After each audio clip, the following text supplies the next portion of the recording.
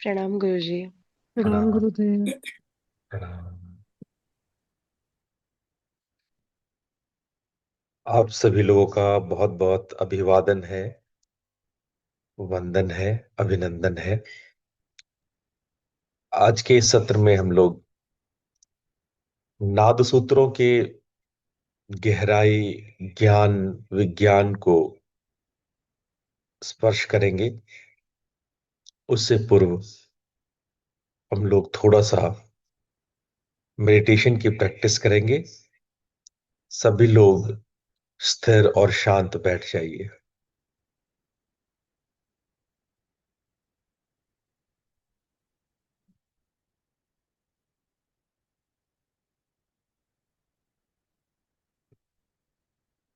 शरीर को बिल्कुल स्थिर और शांत,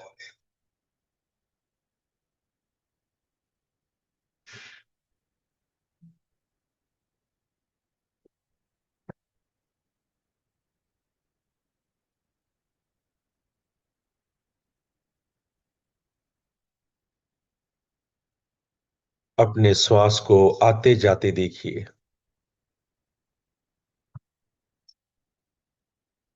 आप श्वास लेते हैं, श्वास छोड़ते हैं, सजग बनिए।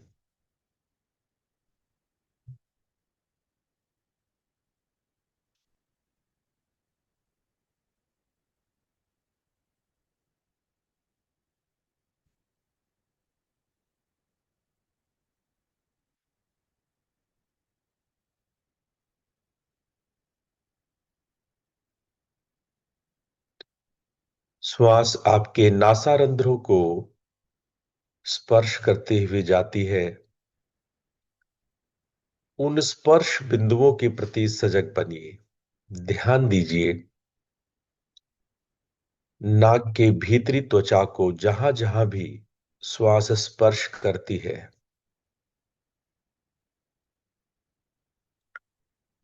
जहां जहां श्वास की गर्माहट या शीतलता अनुभव होती है, श्वास जहां भी आपके नासिका में, आपके कंठ में और आपके फेफड़े में, सजग बनिए।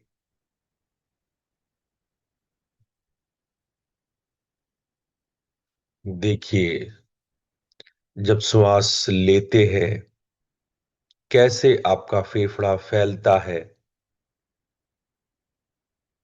जब आप श्वास छोड़ते हैं कैसे सिकुड़ता है।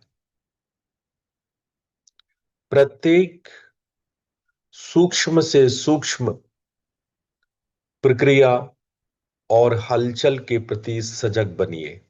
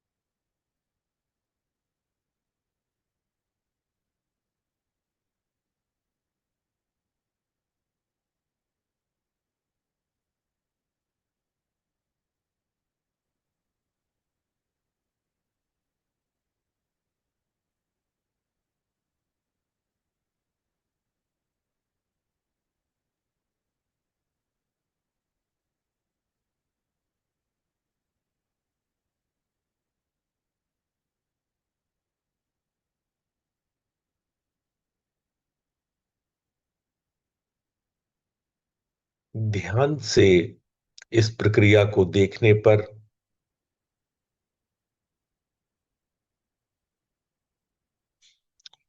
आप पाएंगे कि दोनों श्वासों के मध्य एक अंतराल है, एक पॉज है, नेचुरल।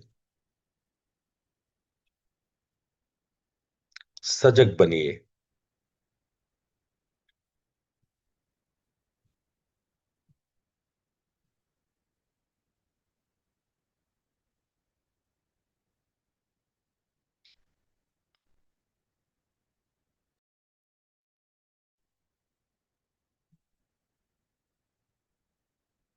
जैसे जैसे इस स्वाभाविक रिटेंशन के प्रति आप सजग बनते हैं। आप देखेंगे श्वास आपकी हल्की और छोटी होती जाएगी। आपको श्वासों का रिदम बदलना नहीं है, बस सजग होना है।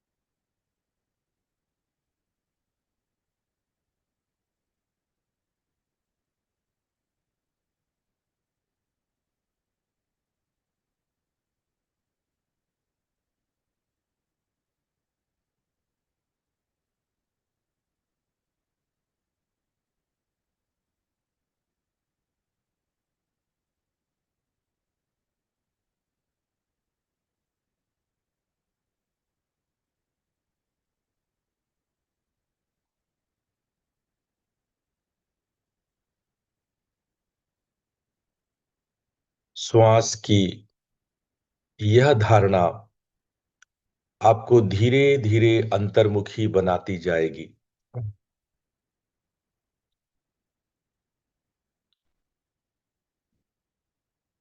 अपनी संवेदना को हृदय के पास लाइए। महसूस कीजिए कि हृदय की धड़कन, उसकी कंपन,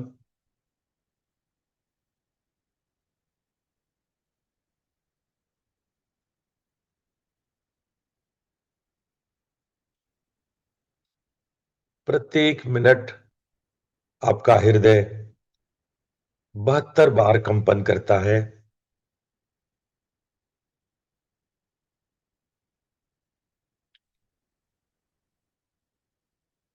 सजग बनिए।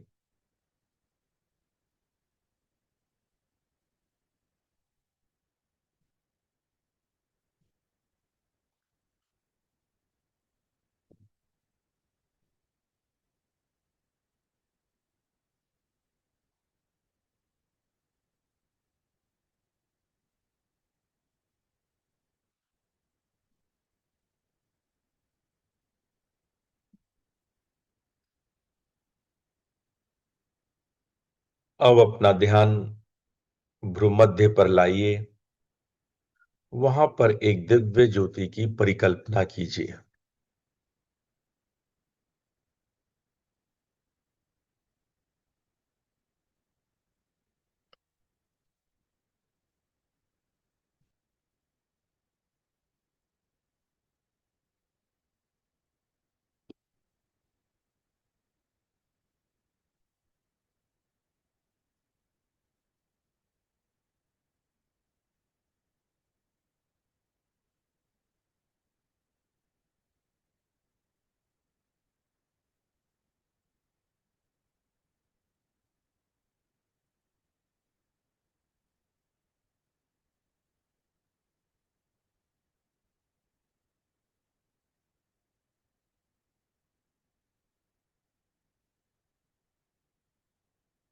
दिव्य ज्योति की परिकल्पना के साथ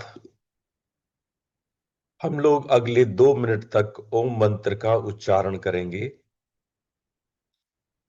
लंबा और गहरा श्वास लीजिए। ओ।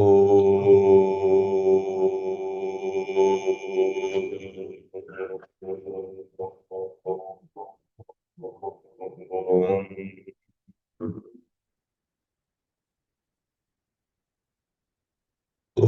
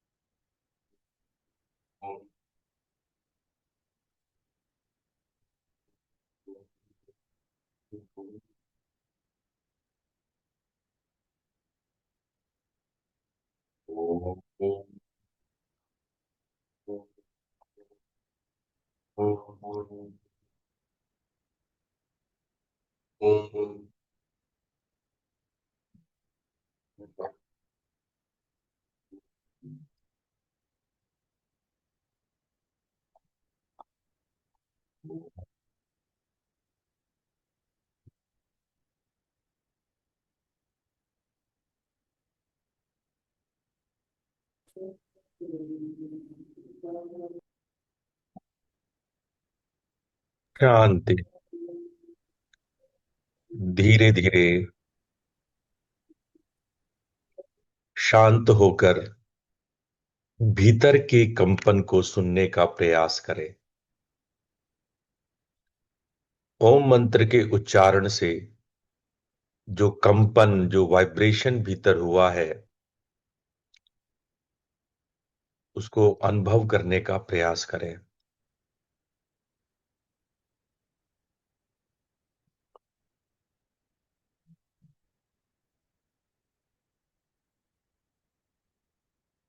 शांति पाठ साथ साथ करेंगे।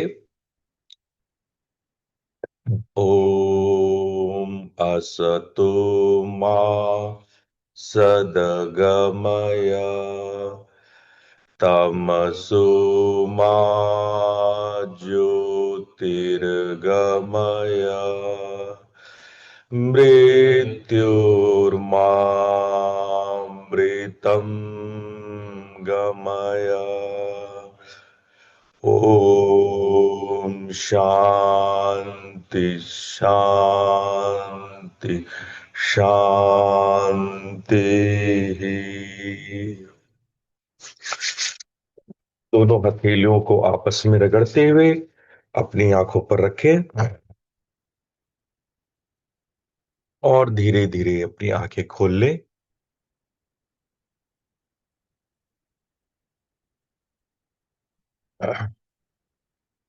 हम लोग अब तैयार हैं गंभीर चिंतन मनन, जो नाद सूत्रों में हमें जीवन का प्रकाश दिखता है, जीवन जीने की कला दिखती है, जीवन को कैसे बेहतरीन बनाया जाए उसका जो सुझाव दिखता है, उन सभी बिंदुओं को हम लोग पुनः अवलोकन करेंगे। कल मैंने 112वें सूत्र में अग्नि के स्वरूप के विषय में विस्तार से बताया था कि कैसे रूप तन्मात्रा यानी रूप यानी आकृति, उसका आकार, उसके गुण, उसकी विशेषता, उसकी डेंसिटी, उसका भार, उसका गुरुत्व, जो भी उसका स्वरूप है, किसी भी पदार्थ या वस्तु का स्वरूप उसका तेज होता है, वो उसका अग्नि तत्व होता है। हमने चिदानंद के विषय में आपको बताया कि आनंद तब जब आप परमात्मीय स्तर पर पहुंचकर सृष्टि को देखते हैं, उसका आनंद है। पिछले दिन जो चर्चा में रह गया था वो था प्रकाशो ज्ञान मूर्ति देवी। मैंने आपको बताया कि तेज यानी अग्नि जो रूप का भूतात्मक रूप है, आकृति या जो जैसा दिखाई पड़ता है, समझ में आता है, उसकी जो विशेषता है, रूप एक विशेषता है, केवल रूप ही नहीं, किसी भी पदार्थ में और भी विशेषताएं और भी गुण धर्म हो सकते हैं।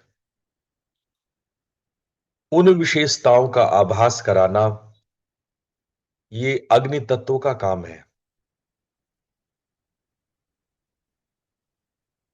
अग्नि जितना शुद्ध होते जाती है,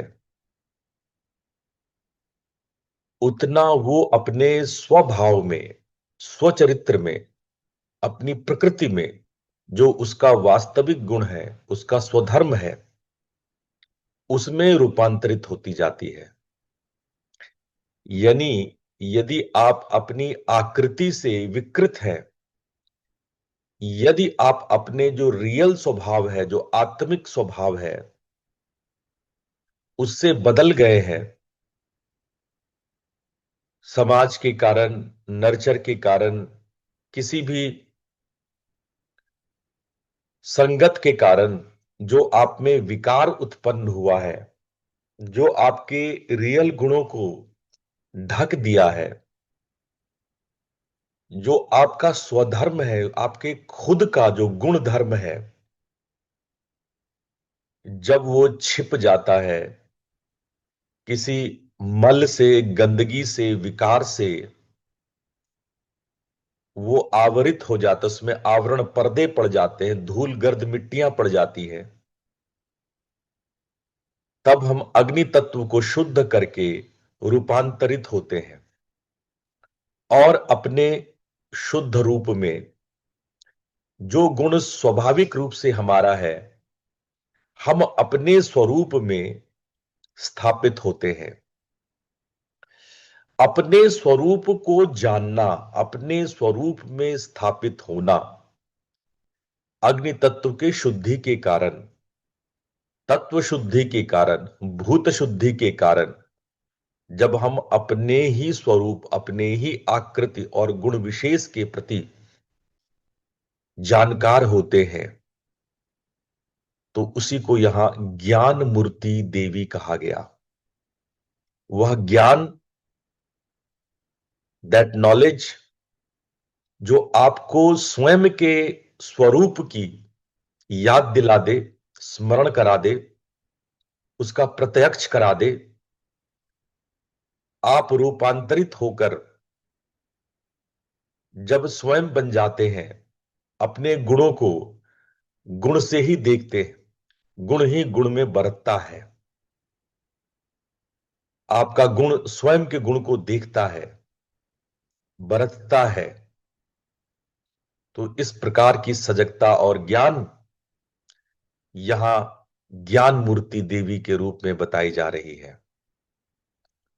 अगर हम श्री विद्या की दृष्टि से देखें तो इसी को त्रिपुर भैरवी, ज्वाला मालिनी और कामेश्वरी का अग्नि रूप भी कहा गया है।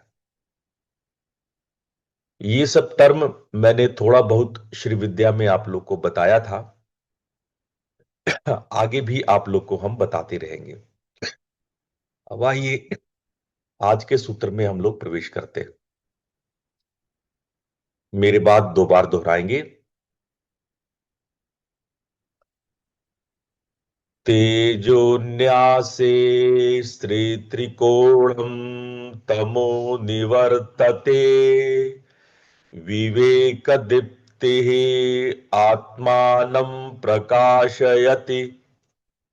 तेजोन्यासे शुचिकोणं तमो निर्वर्तते विवेकदीप्तिः आत्मानं प्रकाशयति।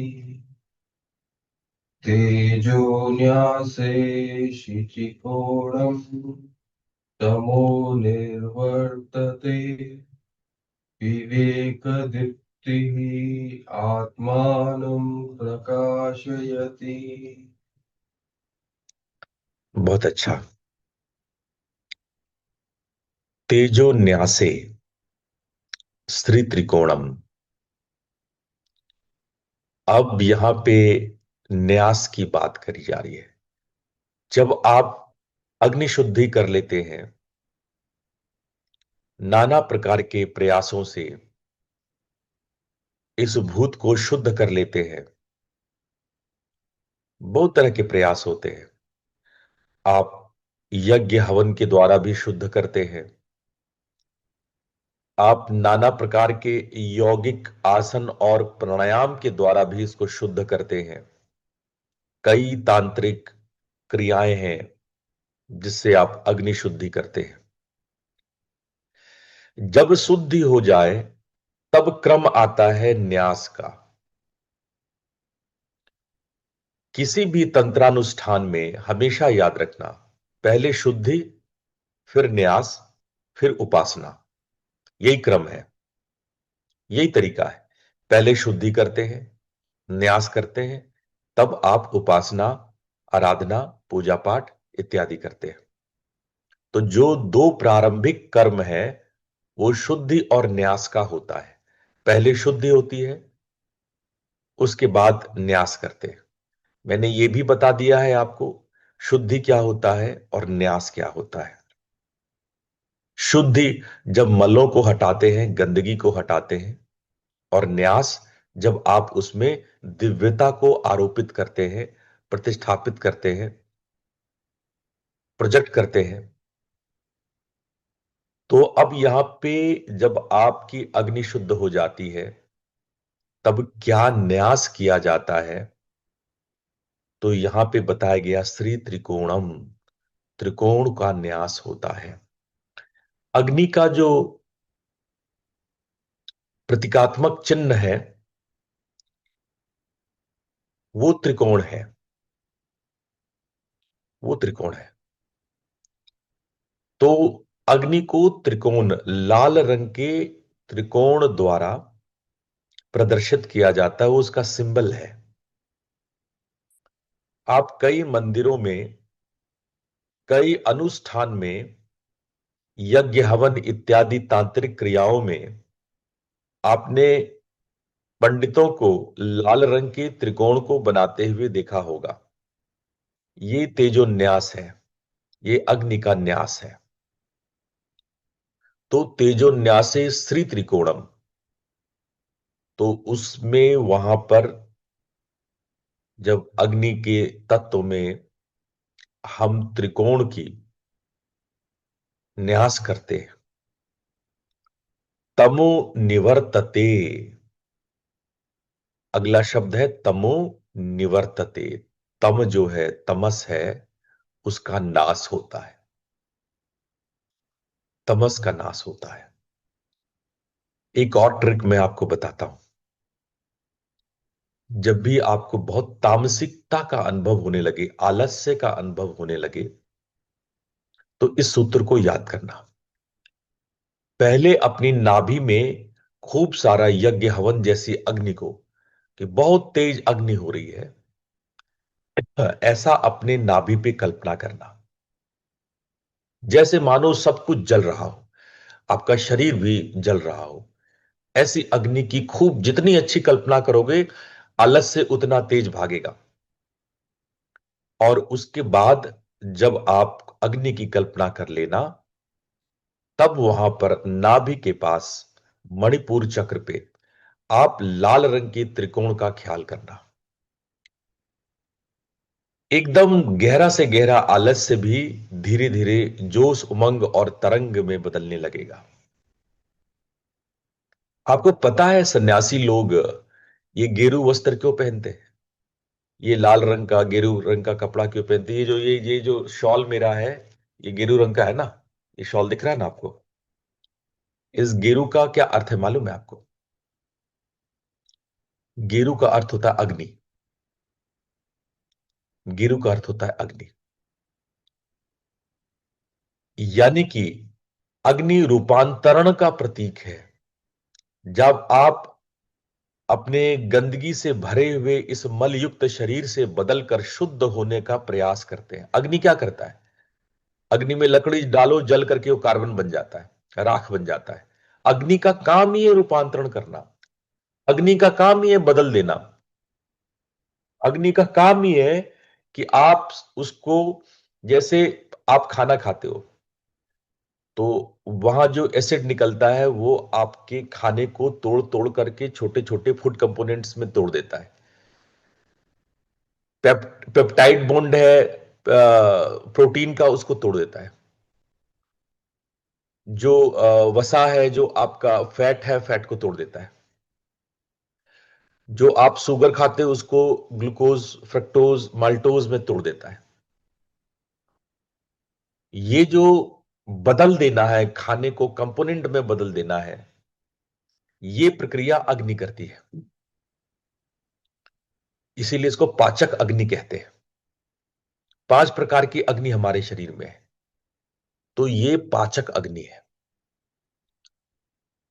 तो हमें वो खाने को फूड कंपोनेंट्स में रूपांतरित करती है। जो काम की चीज है उसको आपके इंटेस्टाइन सोख लेती है, और जो बेकार बच जाता है वो मल से बाहर आ जाता है।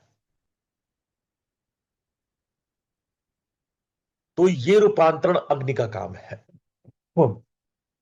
अग्नि आपको भीतर से रूपांतरित करती है। तमो निवर्तते, क्योंकि सबसे बड़ा आवरण तम का होता है। सबसे बड़ा मल तम से क्रिएट होता है। तम हमें भीतर स्थिरता तो देता है, तम हमें गहराई तो देता है, तम हमें पोटेंशियल तो देता है, तम हमें जिजीविषा देता है, जीने की इच्छा देता है। तम हमारे भीतर स्थैर्य लाता है, लेकिन साथ साथ कई दुर्गुणों को भी लेके आता है, जैसे आलस्य। आलस्य ही मनुष्याणाम महान रिपु अस्ति। महान रिपु अस्ति, रिपु मतलब शत्रु, दुश्मन। आलस्य मनुष्य का बहुत बड़ा दुश्मन है, बहुत बड़ा दुश्मन। अच्छे अच्छे को मार गिरा देता है। खूब अच्छा इच्छा कर लो, संकल्प कर लो, खूब आज साधना करेंगे, आज सुबह उठेंगे, आज ये करेंगे, आज वो करेंगे। आलस से सब मिटिया मेट कर देता है, निस्त नाबूद कर देता है, तुम्हें धाराशायी कर देता है, तुमको मार के रख देता है, कचर के रख देता है। इसीलिए कहा जाता है कि आलस से ही मनुष्याणाम महान रिपु अस्ति। बहुत लोग मेरे क्लास में नहीं आते, बड़े इच्छुक हैं, वो चाहते हैं कि गुरुजी का क्लास अटेंड किया जाए। उनसे जब बात करो तो वो बड़े उत्सुक होते हैं, उनके श्रद्धा में कोई कमी नहीं है, मेरे ज्ञान से कोई विरोध नहीं है, बहुत प्यार करते हैं मेरी बातों पे, मेरे को और मेरे बातों का सम्मान करते हैं। पर क्या करें, आलस्य भी तो कोई चीज होती है ना। अमृत बेला गया, आलसी सो रहा, बन अभागा, साथी सारे जगे तू न जागा। तो ये आलस्य जो है, ये आदमी को भीतर और बाहर दोनों तरफ से मारता है। भीतर से वो आपके आत्मविश्वास को चकनाचूर करता है, आपके अग्नि को बुझाता है, आपके भीतर आत्मविश्वास को हिला के रख देता है, संकल्प शक्ति को गिराता है, इच्छा शक्ति को नाश करता है, और बाहर से नाना प्रकार के रोगों को आकर्षित करता है। आपका प्राण रोगी हो जाता है। इसीलिए कहा जाता है कि आलस्य ही मनुष्याणाम महान रिपुअस्ति। आलस्य मनुष्य का सबसे बड़ा, सबसे महान, सबसे खतरनाक दुश्मन है। और इस दुश्मन का सामना कैसे करोगे? तमो निवर्तते। कैसे करना है? अग्नि का न्यास करके, अपने भीतर अग्नि को शुद्ध करके। जब उसको शुद्ध करेंगे, न्यास करेंगे, तब आपके भीतर तेज चमकीला होगा, है ना? तो जो लोग, खासकर मैंने आपको इस संडे को पांचों तत्वों के बारे में बताया था, उसके साइकोलॉजी के बारे में बताया था, आपको याद है? मेरे उस क्लास को आप लोग बार बार सुनना। उस वो सत्र मेरे ख्याल से यूट्यूब में आ गया है। क्यों मनीषा जी, आ गया है? जी गुरुजी, सारे सत्र डाल चुके हैं अभी तक। नहीं, ये संडे वाला सत्र जो है, संडे एक वाला भी। हाँ जी। संडे वाला ना, आज ये अपने रितान्वेशी वाले चैनल में उसका लिंक भी आज डाल देना, ठीक है कि गुरुजी। जो लोग नहीं भी देखे हैं उसको देख लें। ठीक है गुरुजी। तो उस सत्र में मैंने बताया कि किस प्रकार से अग्नि आपकी पर्सनालिटी को, किस प्रकार की पर्सनालिटी को शो करता है। तो मैंने बताया था आपको कि ऐसा व्यक्ति बड़ा टाइम का पाबंद होता है, ऐसा व्यक्ति अपने जीवन में सफल होता है, जो वो प्लान करता है उस प्लान को फॉलो करता है, उसका एग्जीक्यूशन। देखो, बहुत लोग क्या है ना, कि प्लान बनाते हैं, उसको एग्जीक्यूट नहीं कर पाते हैं। प्लान तो बस बैठा लो और लंबी लंबी वो फेंक देंगे, ये कर देंगे, वो कर देंगे, ऐसा पैसा वैसा प्लान, वैसा प्लान। लेकिन जब करने की बात आएगी तो जीरो। समझ लेना, ऐसा आदमी का ना मणिपुर जो है वो कमजोर हो गया है, आवरण से ढक गया है। तो ऐसा व्यक्ति जो प्रोकास्टिनेशन करता है, समय का ख्याल नहीं रखता है, और मेरी इस वाक्य को चेतावनी के रूप में याद रखना, जो भी लोग समय का ख्याल नहीं करते हो, एक दिन समय आपका ख्याल नहीं करेगा। समय अपना बदला निकालता है। समय जो है वो कोई बहुत प्यारा, आपसे स्नेहिल, करुणामयी नहीं है। अगर आपने समय को बर्बाद किया तो समय आपको बर्बाद कर देगा। याद रखना मेरी बात, मेरी चेतावनी याद रखना। जो समय का सम्मान नहीं करेगा, समय उसका सम्मान नहीं करेगा। लेकिन क्या करें, आलस भी कोई चीज होती है साहब। एक बार एग्जाम में एक बच्चा, एक आलसी बच्चा बैठा हुआ था, और एग्जाम में प्रश्न आया, आलस्य के बारे में विवेचना कीजिए, प्रकाश डालिए। और वो बच्चा पूरा पेपर खाली छोड़ गया, अंतिम में सिर्फ इतना लिखा कि क्या करे सर, आलस्य भी कोई चीज होती है। और उसको फुल में से फुल मार्क्स मिला।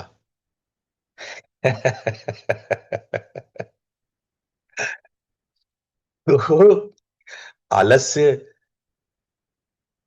को दूर करना, जब आप रूपांतरित होते हो, आलस्य किसी का भी स्वभाव नहीं होता। ये मत सोचो कि हम कफज हैं, मेरे अंदर कफ गुण है तो मैं स्वाभाविक रूप से आलसी हूं। ये मूर्खता मत पालो, ऐसा किसी आयुर्वेद ग्रंथ में नहीं लिखा है। आप कफ प्रवृत्ति के हैं तो आप तामसी, तमस हमारा गुण है ही नहीं। आलस्य हमारा गुण है ही नहीं। कोई आदमी अपने स्वधर्म से आलसी नहीं होता है, होता ही नहीं है। लेकिन हमने अपने भीतर ये दुर्गुण लपेट लिया है, शायद संगत की वजह से, शायद जो हमारा लाइफ स्टाइल है उसकी वजह से, शायद आपके आहार, आपके विहार, आपके आचरण, न जाने कौन कौन से कारण हो सकते हैं कि आपने भूल चूक में इस गंदे आदत को ओढ़ लिया है। अब ओढ़ लिया है तो नतीजा भी भुगतते हैं। जो करना चाहते हैं होता नहीं है, जो आपसे अपेक्षा की जाती है आप उसमें पूर्ण नहीं हो पाते हैं, आप हमेशा शर्मिंदा होते हैं, डांट पड़ती है समाज में, आपका यश गिरता है, आपका सम्मान गिरता है, बार बार शर्मिंदा होते हैं, बेइज्जत होते हैं। पर क्या करें साहब, आलस्य भी कोई चीज है। तो ये बात है।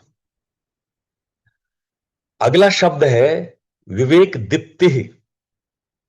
विवेक दीप्ति, विवेक दीप्त होना। दीप्त का मतलब क्या है? प्रज्वलित होना, दीप्तिमान होना। देखो ये सब बड़े प्यारे शब्द हैं। इन शब्दों को आप लोग भाषा में इस्तेमाल करो। प्रॉब्लम क्या है, इतना सुंदर शब्द, संस्कृत ने आपको इतना उत्कृष्ट शब्द दिए हुए हैं, संस्कृत ने आपको चुन चुन करके बेहतरीन से बेहतरीन, तब भी आप इंग्लिश के पीछे भाग रहे हो, उर्दू के पीछे भाग रहे हो। इतने सुंदर शब्द हैं ये, न बोलने में सिर्फ आनंद आता है बल्कि उसका अर्थ भी गहरा से गहरा है। जब आप इन शब्दों का इस्तेमाल करेंगे तो आपके संस्कार भी बढ़ेंगे। लेकिन प्रॉब्लम क्या है कि हम लोग जो है वो आदतन मीडिया, और खासकर अंग्रेजी की बात तो ऐसा है, जब से हम अंग्रेजों के गुलाम हुए हैं आज भी उसकी गुलामी खटते हैं। इस मैकाले की थ्योरी ने हमें इतना मानसिक गुलाम बना रखा है कि हम अंग्रेजियत को ही श्रेष्ठ समझते हैं। अंग्रेजी में अगर ज्यादा से ज्यादा शब्दों का इस्तेमाल करते हैं तो हमें लगता है कि हम ज्यादा विद्वान हैं। ऐसी मूर्खता अंग्रेज हमें दे गए। वरना दीप्ति, प्रदीप्त होना, ये कितने सुंदर शब्द है। दीप्तिमान होना। जब विवेक का दीप्ति होता है, विवेक प्रज्वलित होता है, विवेक का प्रज्वलन होना, विवेक का जगना। दीप्त शब्द का मतलब होता है जागृत होना, जगना, दमकना, चमकना। जब विवेक जो है वो जागृत होता है, आत्मबोध होता है, आपके भीतर में न्याय, आपके भीतर क्या सही है क्या गलत है, नीरछीर विवेक कहते हैं उसको। दूध का दूध, पानी का पानी, ये शब्द है ना, ये संस्कृत का एक मुहावरे से आया है। नीरछीर विवेक, नीरछीर विवेक को कहते हैं दूध का दूध, पानी का पानी। इसको संस्कृत मुहावरा है, नीरछीर विवेकम। इसी को कहते हैं न्याय। ये विवेक से उत्पन्न होता है। निर्णय करने की क्षमता आपकी बढ़ती है। ठीक है, तो देखो कितने अग्नि के न्यास करने के कितने फायदे हैं। एक और शब्द है आत्मानम प्रकाशयति। आपको आत्मबोध होता है, आपको स्वयं का पता चलता है, आपको अपने स्वरूप का, स्वधर्म का पता चलता है। अब आइए अगले सूत्र में हम लोग चलते हैं। मेरे पीछे बोलेंगे। स्नेह प्रवाहो रसो जलत्वम एषा मातृकाया करुणा। स्नेह प्रवाहो रसो जलतत्त्वम् एषा मातृकायाः करुणा। स्नेह प्रवाहो रसो जलतत्त्वम् एषा मातृकायाः करुणा। बहुत बढ़िया। अब ये हम लोग जल तत्व में पहुंच गए। अब थोड़ा जल तत्व की बातें यहां पे हो रही है। अब समझते हैं कि नाद सूत्र किस प्रकार से जल तत्व की व्याख्या करता है। स्नेह प्रवाहो रसो जलत्वम। बहुत गहरा, बहुत सुंदर, बहुत बारीक सूत्र है। इसको डिकोड कीजिए, इसके गहरे गहनतम अर्थ को समझने की कोशिश करते हैं। स्नेह प्रवाहो, स्नेह का प्रवाह, रसो जलत्वम, रस ही जल तत्व है। रस क्या है? आपने तन्मात्रा में सुना होगा, हमने खूब बातें की है। तन्मात्रा क्या है? जो हमारी सेंस ऑर्गेन्स, ज्ञान इंद्रियां हैं, ज्ञान इंद्रिया जिससे संवेदित होती है, जिस वस्तु पदार्थ से संवेदना पाती है, वो वस्तु या पदार्थ तन्मात्रा कहलाता है। जैसे कोई स्मेल आ रहा है, उस स्मेल को गंध करना सेंस ऑर्गेन्स यानी ज्ञान इंद्रिय का काम है, लेकिन वो धुआं या वो परफ्यूम, वो गंध अपने आप में क्या है? वो तन्मात्रा है। तो रस भी एक प्रकार का तन्मात्रा है।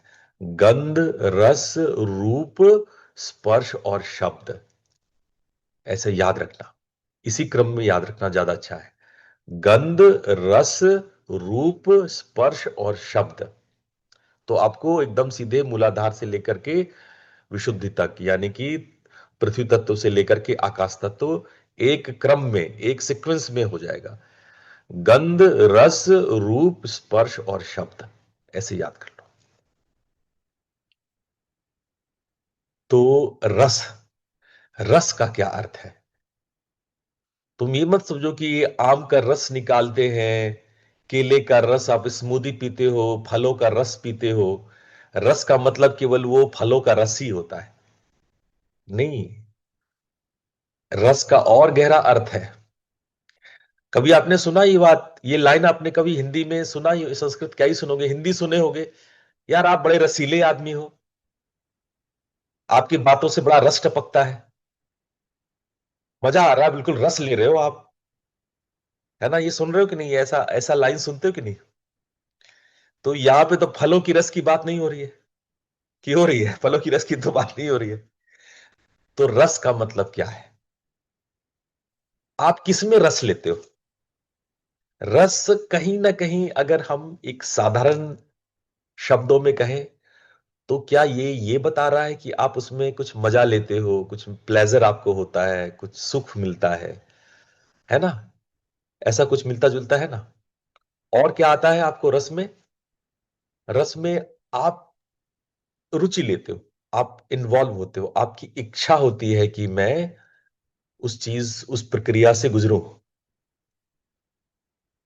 तो रस के अब धीरे धीरे अर्थ पे जाते हैं। रस का क्या अर्थ है? रस का अर्थ होता है रुचि। रस का अर्थ होता है रुचि, अभिरुचि, समझे? जिसमें आपकी रुचि या आपका रुझान हो। ये सारे शब्द हिंदी में बोला करो, कोशिश करो कि ये सारे शब्द आप अपने बातचीत में लाओ। अच्छे प्यारे शब्द हैं और गहरे शब्द हैं। आपके इंग्लिश डिक्शनरी में इससे गहरा कोई शब्द नहीं है। हमने बहुत खोजा कि रस का कोई बढ़िया इंग्लिश मिल जाए। अपने आप में इतना गहरा शब्द है, ये इतनी सारी साइकोलॉजी को अपने भीतर लिए हुए है कि इसके बराबर का कोई शब्द ही नहीं है इंग्लिश डिक्शनरी में।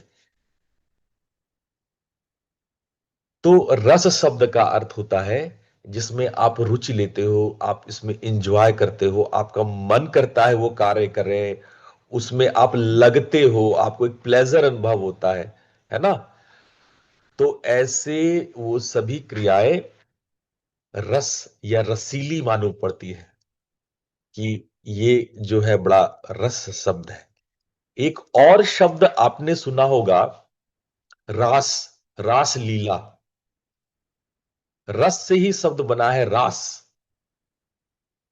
देखो, इसीलिए ये सब संस्कृत शब्द बड़े गहरे हैं, और इनसे जो अलग अलग शब्द बनता है, जब आप उसमें रुचि लेंगे तो आपको सच में मजा आ जाएगा। जब किसी धातु यानी संस्कृत धातु शब्द में प्रीफिक्स और सफिक्स लगता है और उससे उसकी विशेषता बनती है, धातु का विशेषण बनता है, तो आपको इसके साथ प्ले करने में, इसके साथ खेलने में, शब्दों के साथ खेलने में बड़ा मजा आ जाता है, आ जाएगा। तो रस शब्द से बना है रास। रास में सामान्य अर्थ में लोग क्या अर्थ लेते हैं? नृत्य, डांस? नहीं। बहुत सारे लोग रास लीला को नृत्य लीला समझते हैं। नृत्य नहीं है, रास मतलब नृत्य नहीं होता। क्या कर रहे हैं लोग? भगवान कृष्ण को गोपियों के साथ नचा रहे हैं, रास लीला करा रहे हैं। वैसे तो मुझे ये प्रक्रिया ही बहुत आपत्तिजनक लगती है। मुझे लगता नहीं कि ऐसा कोई इतिहास भगवान कृष्ण के साथ रहा है, पर चलो, लोगों की भावनाएं हैं, मैं कुछ बोलूंगा नहीं। लेकिन रास शब्द का अर्थ स्वादिष्ठान के रस लेने की, रुचि लेने की प्रवृत्ति से है। जब आप किसी में रुचि लेते, भगवान अपने भक्तों में रुचि लेते। ये गोपियां निश्चित रूप से भक्त है, जो भगवान कृष्ण की उपासिकाएं हैं, और भगवान कृष्ण का उनमें रुचि लेना, ये रास है। इसलिए रास को कोई नृत्य मत मानो, और ना ही कोई कामुक एक्टिविटी मानना चाहिए। उसमें भगवान का अपने भक्तों के साथ रुचि लेना, उस पर ध्यान देना, उसकी भक्ति की सराहना करना, उसके भक्ति को एडोर करना, सम्मानित करना, उसकी भक्ति में, भक्ति रस में डूबना, संभवतः यह रास का मतलब है। लेकिन आम व्यक्ति जो रास लीला का अर्थ लेता है, मुझे लगता है उसमें खोट है, उसमें कुछ गलतियां हैं। इससे कुछ मति भ्रम भी पैदा होते हैं। खैर, तो मैं रस शब्द पे वापस आता हूं। रस प्रवाह, स्नेह प्रवाह। रस में एक माधुर्य, एक स्नेह, एक तरलता, एक प्रेम बंधन भी छुपा है। स्नेह प्रवाहो, स्नेह का प्रवाह होता है।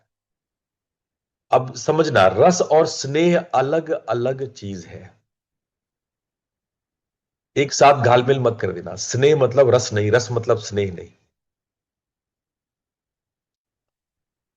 तो यदि आपका रस है, तो संभव है कि वहां स्नेह भी हो, पर स्नेह अलग विषय है। गोपियों और कृष्ण में स्नेह लीला नहीं है, रस लीला है। काम लीला नहीं है, रस लीला है। लेकिन अब बहुत सारे लोगों को कौन समझाए? यहां पे स्नेह प्रवाह का अर्थ है कि जो जल तत्व है, वो आपके भीतर में एक खास प्रकार का पोषण। अच्छा, स्नेह का अर्थ समझना। हमारे यहां प्रेम यानी जो एक दूसरे के प्रति जुड़ाव है, एक दूसरे के प्रति जो एक भाव है, उस भाव को अलग अलग शब्दों से बोला जाता है।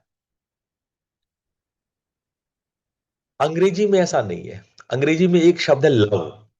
Father loves his daughter, son loves his mother, man loves his wife. ये सब जगह लव शब्द है। हमारी संस्कृत की देखो महानता, देखो शब्द का भंडार देखो। प्रेम के लिए, लव के लिए कितने सारे शब्द हैं। जब पिता अपने पुत्री को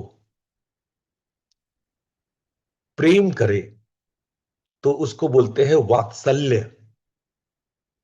क्या बोलते हैं उसको? वात्सल्य।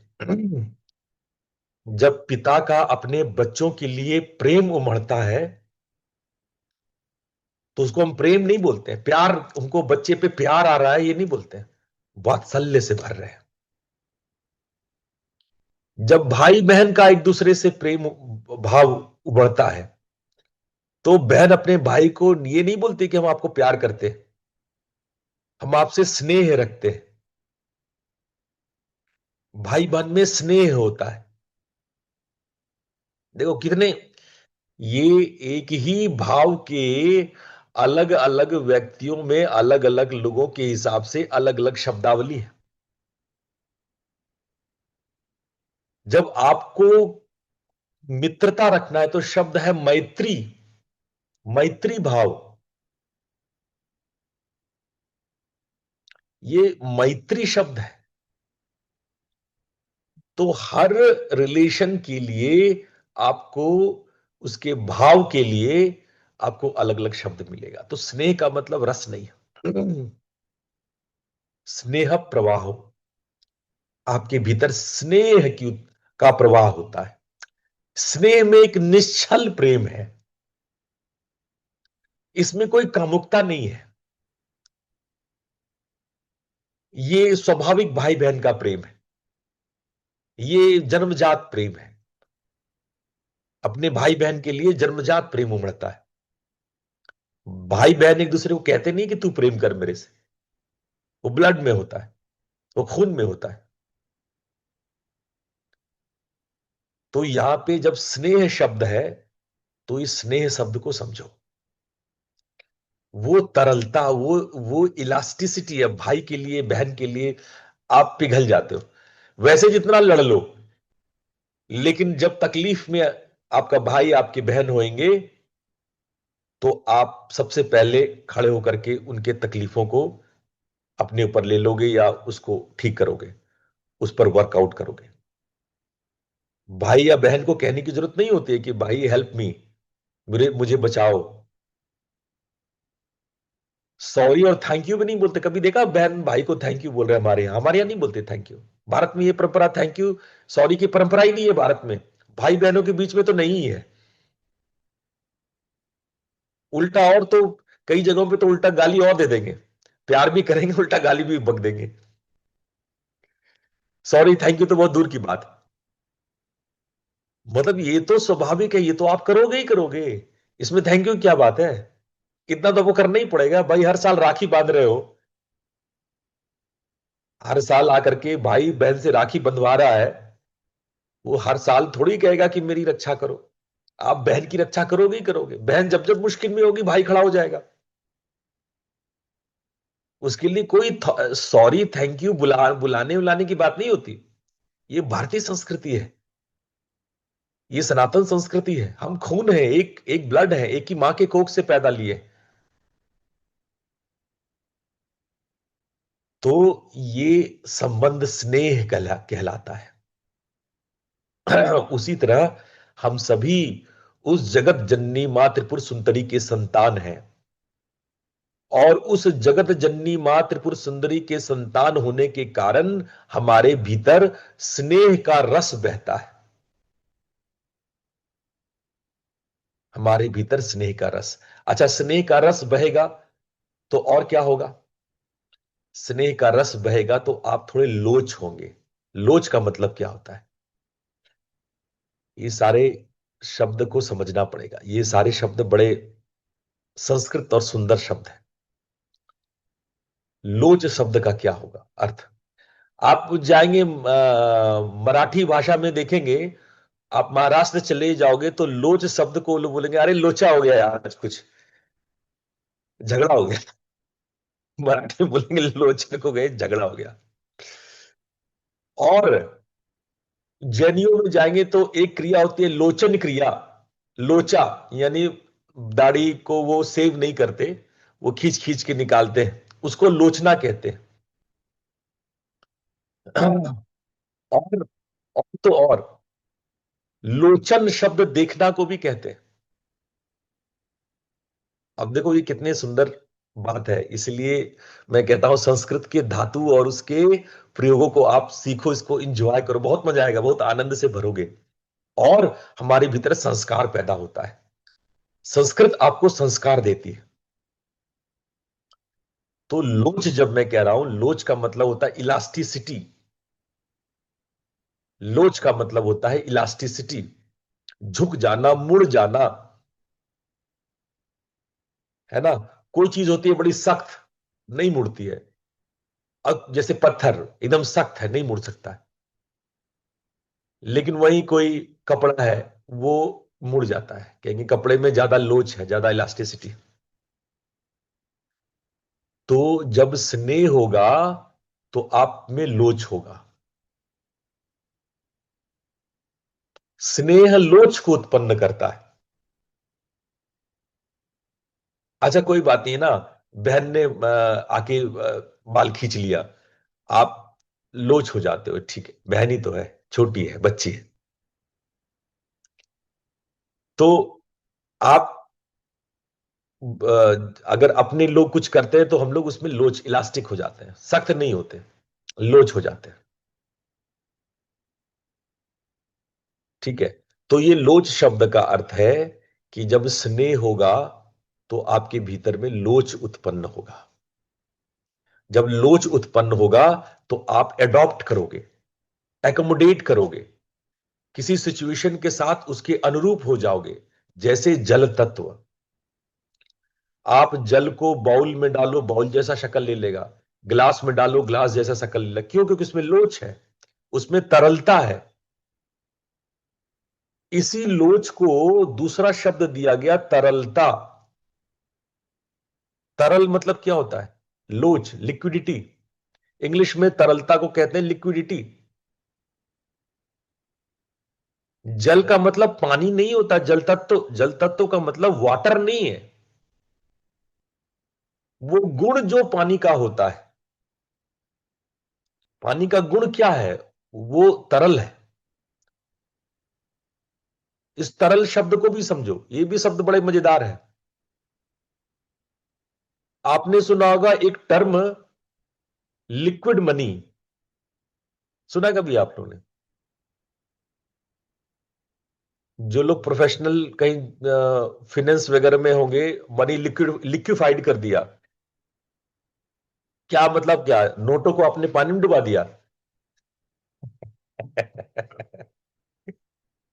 भाई लिक्विफाइड करने का क्या मतलब हुआ? कोई हमें बताएगा? कोई यहां पर कोई व्यक्ति बैठा है फाइनेंस एरिया से? फाइनेंस एरिया से बैठा हुआ है कोई व्यक्ति? गुरुजी किसी एसेट को बेचकर या जो भी कैश में कन्वर्ट करना, तो लिक्विडेट हो गया वो। यस। मतलब जो ठोस था, ठोस से वो तरल हो गया। बिल्कुल सही, बिल्कुल सही, बिल्कुल सही, बहुत बढ़िया। यानी कि अभी वो बैंक में था, आप उसका कुछ नहीं कर सकते थे। लेकिन जब आप उसको कैश में ले लेते हैं तो पेटी कैश, यानी छोटे छोटे टुकड़ों में आप उसको अलग अलग जगहों पर अपने लोच के हिसाब से, अपने इलास्टिसिटी के हिसाब से उसको तरल कर देते हैं। ठोस एक साथ जाएगा नहीं। आपको कहीं 5 रुपए देना है, कहीं 10 रुपए देना है ना, कहीं 2 रुपए देना है, तो चलो 100 रुपए निकाल लेते हैं ताकि हमारे हाथ में तरलता रहे। उसको लिक्विडिफाइड कहते हैं। तो आप समझ में आ रही तरलता का अर्थ क्या हुआ?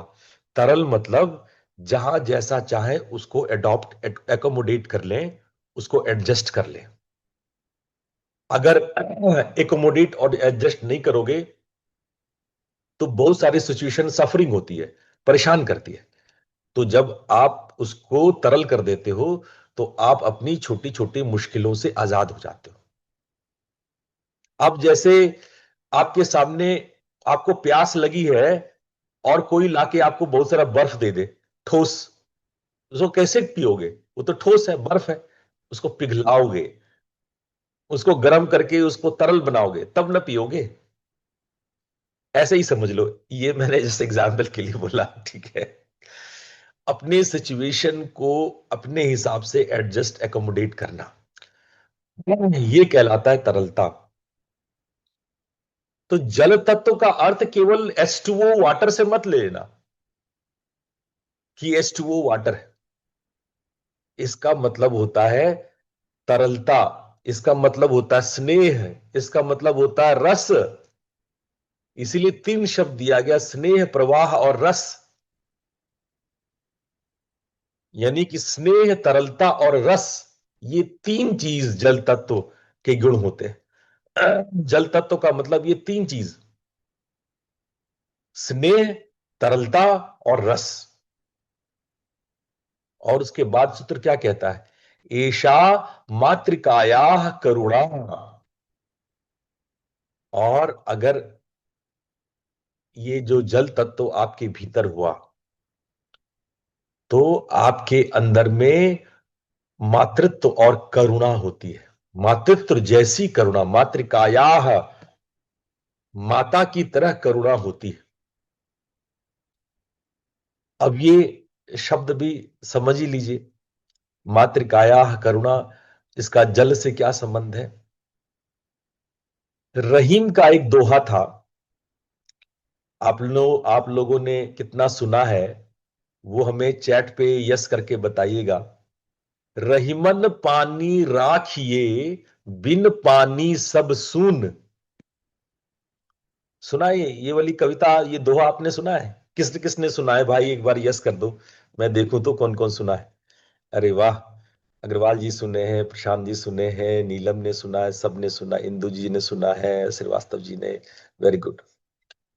तो कई बार मेरे मन में भी ये प्रश्न आता था कि रहीमन पानी राखिए, मतलब ये क्या क्या कहना चाह रहे हैं इतने महान विद्वान संत रहीम।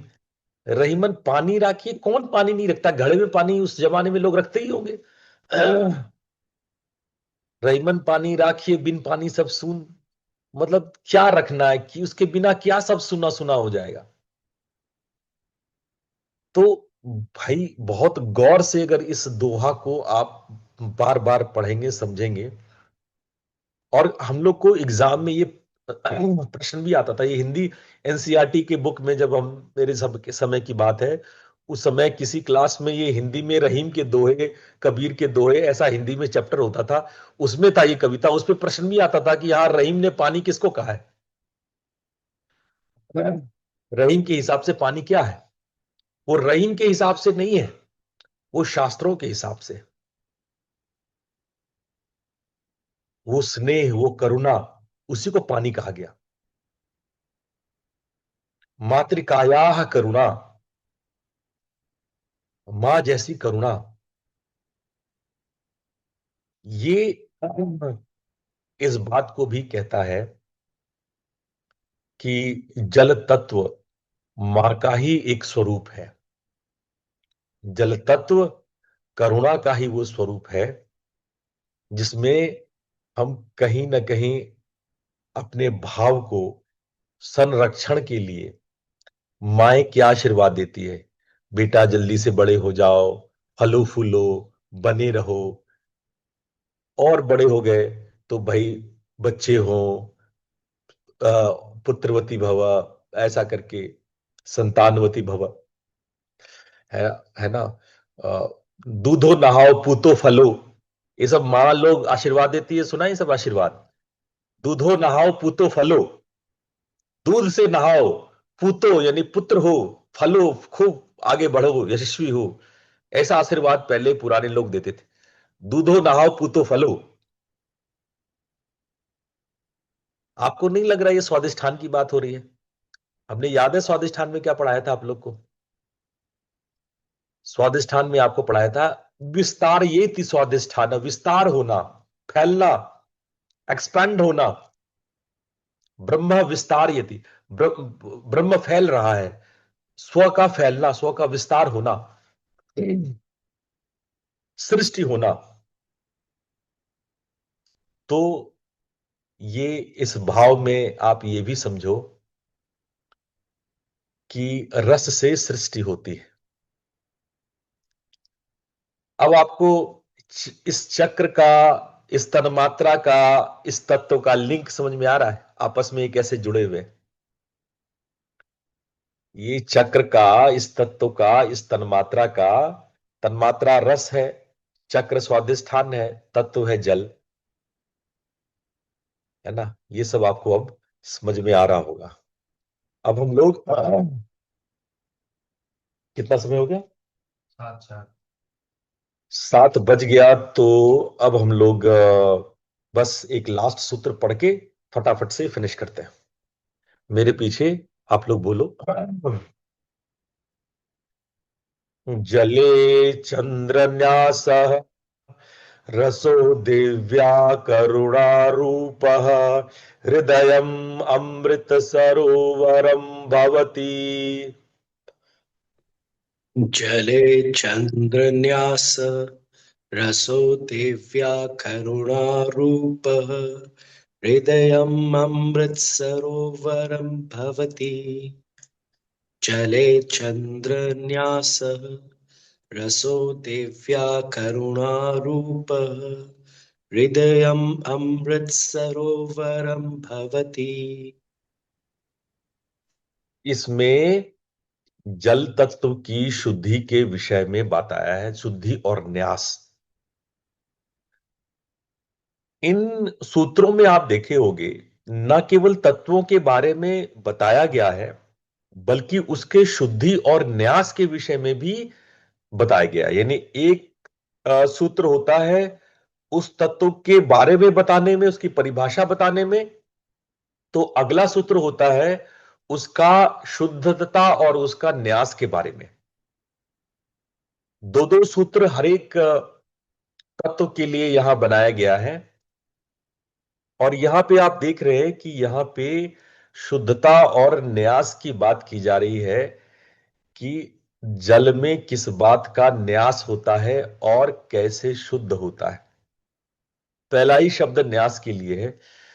ठीक है, अब ये न्यास क्या लिखा है? जले चंद्र न्यासः, चंद्रमा को न्यासित किया जाता है, चंद्रमा को प्रोजेक्ट किया जाता है। क्या संबंध है जल का, चंद्रमा का और आपके मन का? मन जो है आपका और जो ये चंद्रमा है और जो आपका जल है, इसका बहुत गहरा संबंध है, बहुत गहरा संबंध है। कभी आपने सुना है कि जब पूर्णिमा होता है, जब फुल मून होता है, तो समुद्र में ज्वार भाटाएं तेज हो जाती है, समुद्र का वेव चेंज हो जाता है। और तो और जो लोग एबनॉर्मल साइकोलॉजी, एबनॉर्मल माइंड के, कुछ पागलपन के शिकार होते हैं, जिन लोगों का कुछ दिमाग का इलाज चल रहा होता है, वैसे लोग पूर्णमासी की चांद में, पूर्णमासी के दिन में कुछ ज्यादा विकृत होते हैं। ठीक है, आप एक इंग्लिश शब्द के बारे में एक बताते हैं आपको। एक शब्द है लूनर। लूनर का मतलब होता है चंद्रमा। सुना ना, लूनर कैलेंडर, सोलर कैलेंडर और लूनर कैलेंडर, सुना ना आपने? तो लूनर का मतलब होता है चंद्रमा। एक और शब्द है लूनैटिक, सुना है आपने? किसी को पता है इसका अर्थ क्या होता है? लूनैटिक का अर्थ होता है पागल आदमी, जिसका दिमाग फिर गया हो, जो पागल खाने में हो, उसको कहते हैं ल्यूनैटिक। आप देखो, शब्द लूनर और ल्यूनैटिक एक ही शब्द से बना है, चंद्रमा से बना है। ऐसा नहीं केवल भारत में चंद्रमा को मन से जोड़ा जाता है, ये आप ग्रीक की फिलॉसफी में देख लिया आपने, पूरी दुनिया में आपने देख लिया कि चंद्रमा को मन से जोड़ा जाता है। और जल, क्या जल ही आपका मन है? क्या जिस मन को आप ब्रेन में समझ रहे हैं, क्या वो जल तत्व है? हमारे शरीर में 70% जल है, तो क्या आप 70% मन है? क्या मन और जल एक ही है? मस्त क्वेश्चन है ना, बढ़िया क्वेश्चन है ना। मैं चाहूंगा कि इस प्रश्न पे खूब चर्चा हो, क्योंकि मन से तो पीड़ित सभी लोग हैं, मन से परेशान सब लोग हैं। लेकिन यदि मन और जल का कोई कनेक्शन है, तो इसका गहरा अर्थ है। और देखो ये अग्रवाल जी ने बहुत बढ़िया लाइन लिखा, चंद्रमा मनसो जातः। बहुत बढ़िया अग्रवाल जी, चंद्रमा मनसो जाता है। लेकिन अभी ये भेद मैं कल खोलूंगा इसका, आज समय हो गया तो आज मैं इस भेद को नहीं खोलूंगा। लेकिन चंद्रमा, मन और जल, ये तिकड़ी को, इस त्रिवेणी को, इस त्रिकोण को हम लोग आज कल समझेंगे कि क्या है ये जल क्या है, मन क्या है और चंद्रमा क्या है। आज इतना ही। आप सब लोगों ने इतने प्यार से सुना, इतने धैर्य से हमें सम्मान देते हैं, प्यार से हमें सुनते हैं। आप लोग का हृदय से धन्यवाद। आप लोग को प्रणाम। प्रणाम गुरु जी। प्रणाम प्रणाम गुरु गुरु जी। जी। प्रणाम गुरु जी। प्रणाम। अरे thank you. बात